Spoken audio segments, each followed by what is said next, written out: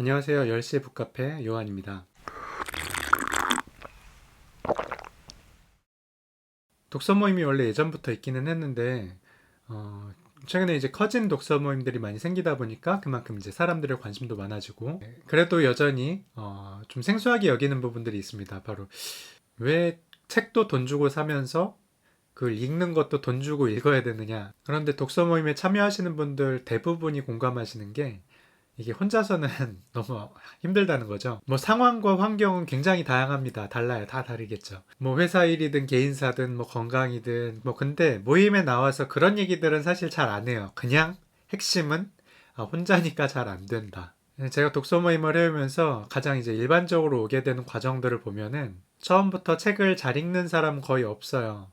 그렇지만 독서가 좋다라는 거는 누구나 알고 있죠. 그렇게 독서에 대한 필요성은 항상 느끼고 있지만은 실천은 못하면서 살다가 뭐 어느 순간 동기부여가 막 되는 순간이 찾아옵니다. 요즘은 이런 강연도 많아요. 뭐 유튜브나 또 SNS 같은 데서 책에 대한 독서에 대한 되게 좋은 동기부여 강연들이 많이 나와서 그런 걸 딱 봤을 때라든지 아니면은 이제 인생이 조금 단조롭게 느껴진다든지 혹은 내가 교양을 좀 더 쌓아야겠다 하는 어떤 강한 필요성을 깨닫게 된다든지 그런데 이런 동기부여가 습관으로 바로 이어지면 참 좋을 텐데 안타깝게도 이게 효과가 그렇게 좋은 것 같지는 않아요. 이 독서에 대한 동기부여 강연을 안 보신 분, 안 접해 보신 분은 아마 거의 없을 겁니다. 이게 굉장히 많이 컨텐츠가 생산이 됐기 때문에 뭐 강연이든 SNS든 유튜브든 이런 것들을 어떻게든 한 번씩은 다 보셨을 거예요. 그럼에도 불구하고 뭐 우리나라 독서량이 늘어났다든지 하는 얘기는 전혀 없죠. 이게 다른 취미 활동이나 뭐 운동이나 뭐 이런 것들보다 훨씬 더 시간과 장소에 대해서 제약이 적잖아요.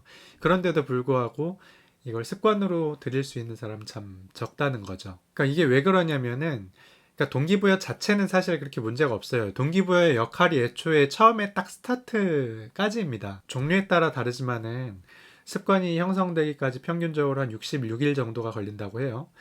그렇게 보면은 자, 여러분들이 아무리 좋은 동기부여를 받아서 마음에 이제 책을 읽어야지라는 생각이 들었다가도 그게 66일 동안 이어질 수 있을까요? 그런 동기부여가 있을까요? 저는 못 들어봤거든요. 물론 그게 어떤 인생에 정말 특별한 계기가 돼서 이렇게 하시는 분들이 간혹 계실진 모르겠는데 제가 여기서 얘기하는 건 이제 일반적인 경우들이죠. 그러니까 동기부여 자체가 문제라기보다는 아니, 동기부여의 역할은 원래 거기까지고 그럼 이걸 어떻게 끌고 가느냐 이 동기부여로 내가 시작을 딱 했는데 어떻게 이걸 한 66일 정도 쭉 이어서 갈 수 있느냐 중간중간에 내 마음이 식었을 때 혹은 일이 갑자기 바빠진다든지 할 때 이걸 어떻게 뛰어넘고 그리고 습관으로 만들어내느냐 바로 키가 여기에 있는 거죠. 그런데 특히 독서에 있어서는 이런 장치들을 찾기가 굉장히 어려워요.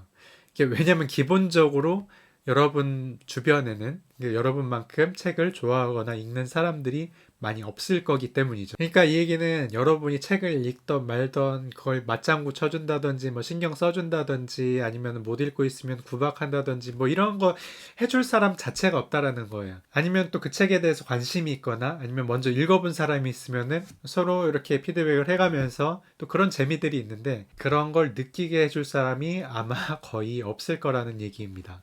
자, 그래서 독서 모임 오는 이유가 물론 여러 가지가 있겠지만은 나와 함께 책을 읽을 사람들을 찾기 위해서 그 자리에 기꺼이 비용을 지불하고 와요. 그러니까 뭔가 나랑 비슷한 처지의 사람들이 이런 모임에 가면은 있을 거야 라는 기대를 하고 그리고 뭐 책 얘기를 하는데 눈치를 본다든지 뭐 그럴 필요가 전혀 없죠. 그리고 내가 읽은 책에 대해서 딱 말하고 끝나는 게 아니라 거기서 어떤 생각의 소통과 전환이 이루어질 수 있는 가능성이 있다라는 거죠. 그러니까 그러다 보면은 이 책을 같이 읽는 재미를 또 알게 되고요. 거기서 오고 가는 어떤 소통들이나 이런 것들에 대해서 굉장히 또 색다른 재미를 알게 됩니다. 모임을 충분히 즐기기 위해서라도 책을 조금이라도 읽게 된다는 거죠. 그래서 저는 이제 독서에 대해서 조언을 구하시는 분들께 가장 공통적으로 드리는 말씀이 이거예요. 주변에 혹시 괜찮은 독서 모임이 있어 보이면은 일단 한번 가보라고.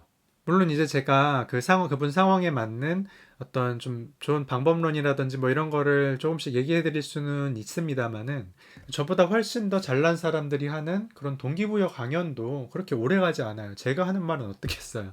그러니까 독서 모임 가서 거기서 좀 꾸준히 참여하다 보면 오히려 그게 훨씬 더 독서 습관을 들이는데 도움이 된다라는 거죠.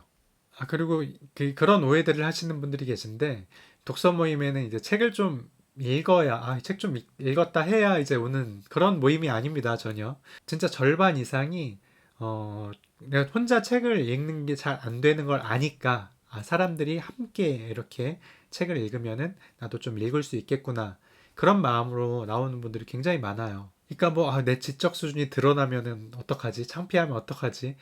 내가 뭘 물어봤는데 무슨 책 얘기하는데 내가 모르면 어떡하지? 이럴 필요가 전혀 없다라는 거죠. 자, 여기까지 사람들이 왜 돈을 내고 독서 모임에 가는지 얘기해 봤고요. 다음 영상에서는 그럼 이제 독서 모임에 가고 싶은데 너무 아무것도 몰라서 정말 처음에 어떻게 해야 될지 모르겠다 하시는 분들을 위한 영상을 좀 준비해 보도록 하겠습니다. 또 독서나 독서 모임에 대한 궁금한 점들을 댓글로 달아주시면은 그것도 함께 다뤄보도록 할게요. 10시의 북카페는 여러분의 독서를 응원합니다. 방문해 주셔서 감사합니다.